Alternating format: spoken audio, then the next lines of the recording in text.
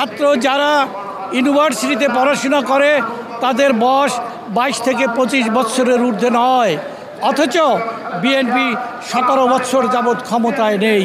তাহলে আজকে যে ইউনিভার্সিটিতে পড়ে সে তো শিশু, সে কিভাবে জানলো যে বিএনপি, আওয়ামী লীগ আর বিএনপি মুদ্রার এপিঠ ওপিঠ?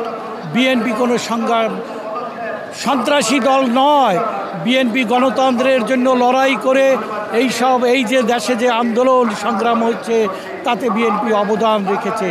আপনি এই 17 বছর কি বিএনপি দেশ শাসন করেছে? আওয়ামী লীগ শাসন করেছে।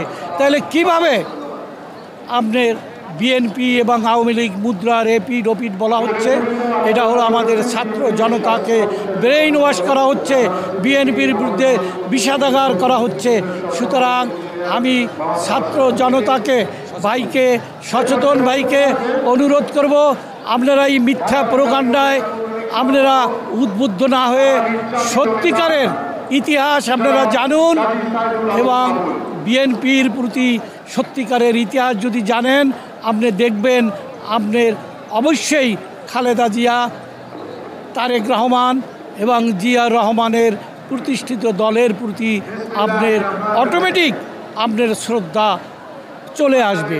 আপনারা দেখুন, ছাত্র ভাইদের উদ্দেশ্যে আমি আরও বলতে চাই, আপনারা দেখুন এই আওয়ামী লীগ সরকার ছাত্র জনতার উপর কীরকম জুলুম করেছে, লক্ষ লক্ষ হাজার হাজার মানুষকে উপর নির্যাতন করেছে।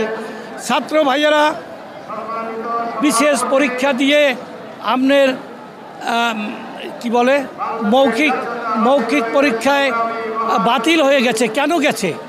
তারা দেখেছে, আওয়ামী লীগ দেখেছে তারা আওয়ামী লীগ কিনা বা না অন্য দলের লোক, তাহলে অন্য দলের লোক হওয়ায় তার চাকরি হয় নাই। তাহলে এই 17 বছর যে আপনারা বলেন যে আওয়ামী লীগ আর বিএনপি মুদ্রার এপিঠ ওপিঠ, এটা কি সঠিক? অবশ্যই এটা সঠিক না।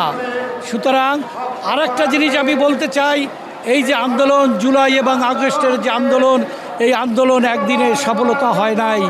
দুনিয়াতে কোনো জিনিসেই একদিনে সফলতা লাভ করে না। আল্লাহ রব্বুল আলামিন আমাদের যে মানুষ সৃষ্টি করেছেন, তাও আমাদের মার পেটে 10 মাস 10 দিন থাকতে হয়েছে।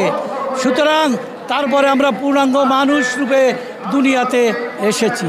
আন্দোলন বিএনপি 17 বছর যাবৎ এই আন্দোলনের শিকার হয়ে আস্তে আস্তে এটাকে বিস্তৃতি লাভ করেছে, এবং তার পরিণতি জুলাই আগস্টে ছাত্র জনতা যে আন্দোলন করেছে, সেই আন্দোলনে এই সরকার পতন হয়েছে।